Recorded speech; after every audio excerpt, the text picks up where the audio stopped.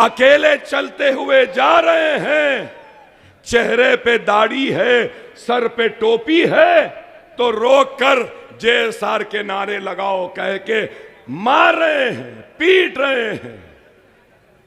थैली है तो नहीं, इसमें बीफ है, बीफ बैन। चलो ठीक है, हमको मारे ना बीफ के नाम पर। हिंदुस्तान में कई जगहों पे बीफ के नाम पे मारे। अब मैं इन मीडिया वालों के जरिए ये सवाल करूंगा, बीफ एक्सपोर्टर से इलेक्टोरल बॉन्ड में मोदी योगी ने चंदा लिया,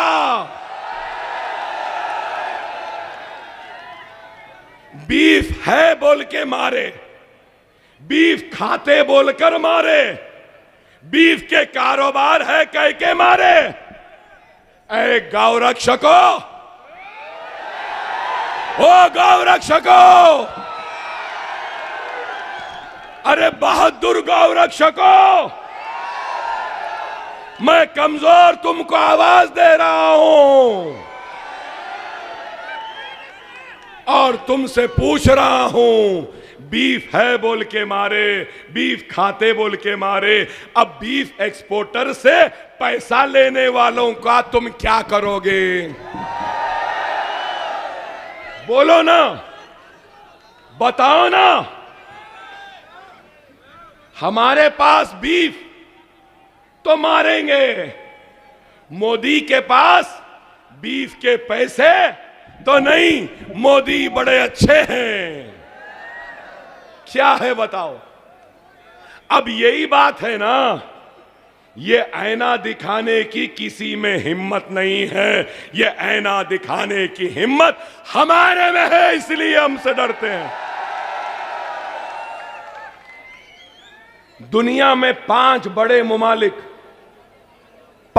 ममालिक जो बीफ एक्सपोर्ट करते हैं, चौथे नंबर पे हिंदुस्तान है। सालाना 25,000 करोड़ का बीफ हिंदुस्तान से बाहर जा रहा है, और वो बाहर जाने का नतीजा है कि इनको चंदा देते हैं इनकी पार्टी को चलाने के लिए।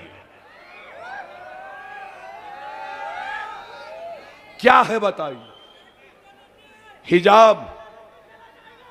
हिजाब के नाम पर मार रहे हैं।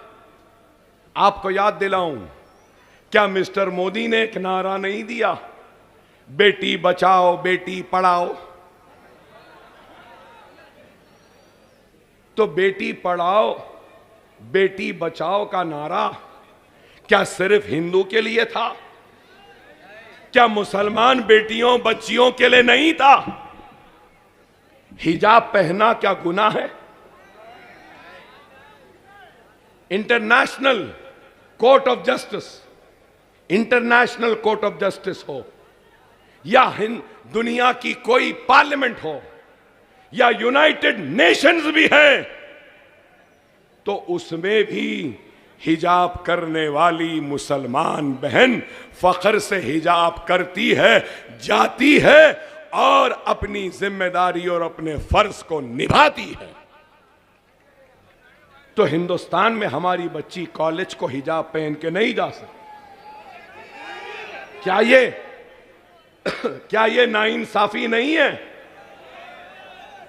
अरे मैं यही तो बताना चाह रहा हूं। हिंदुस्तान का मसला क्या बीफ बैन है? क्या हिंदुस्तान का मसला घर वापसी है? क्या हिंदुस्तान का मसला लव जिहाद है? क्या हिंदुस्तान का मसला ये छोटे मोटे चीजें नहीं है? हिंदुस्तान का सबसे बड़ा मसला है तो बेरोजगारी का है, बेघर लोगों को घर देने का है, महंगाई को कम करने का है, पेट्रोल की कीमत को गिराने का है, डीजल की कीमत को कम करने का है, गैस की कीमत को कम करने का है, बेघरों को घर देने का है।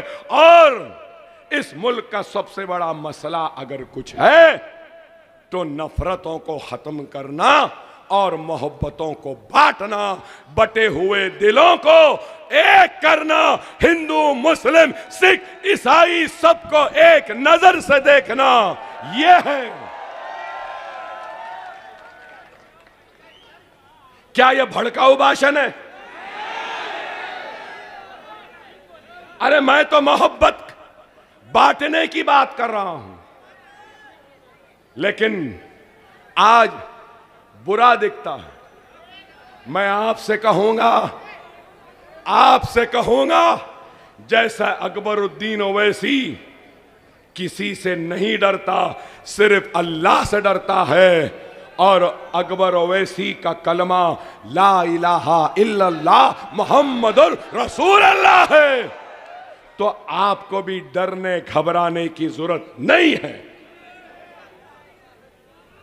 हम तो लड़ते आए हैं अपनी हक की लड़ाई, जमहूरी अंदाज में, दायरे दस्तूर में लड़ते आए हैं और लड़े रहे हैं और लड़ते रहेंगे जब तक हमको हमारा दस्तूरी हक नहीं मिलता। हम लड़ते रहेंगे, लड़ते रहेंगे, लड़ते रहेंगे, हार और जीत की परवाह करे बगैर लड़ते रहेंगे। और ये कहना चाहता हूं, ये मुल्क जितना माथे पे तिलक लगाने वाले का है, उतना ही ये मुल्क सर पे टोपी पहनने वाले और चेहरे पे दाढ़ी पालने का भी है। ये मुल्क ना नरेंद्र मोदी की जागीर है, ना अकबर ओवैसी की जागीर है। ये मुल्क सबका है, ये मुल्क सबका है, सरदार का भी है।